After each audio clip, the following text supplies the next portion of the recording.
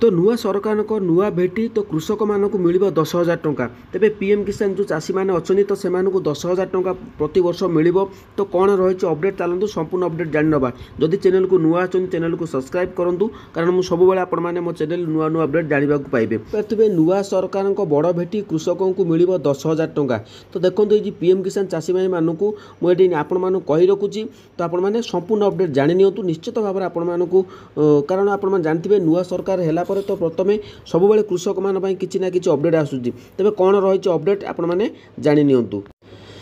तो देखिपे कृषकों नुआ सरकार बड़ भेटी 2024-25 आर्थिक वर्ष रही अर्थमंत्री निर्मला सीतारमण कौन घोषणा करेंगे तापर समग्र देशवासी नजर रही। पीएम किसान सम्मान निधि योजना रे किस्ती वृद्धि करा जाऊ तो ये नहीं विभिन्न विभाग तरफ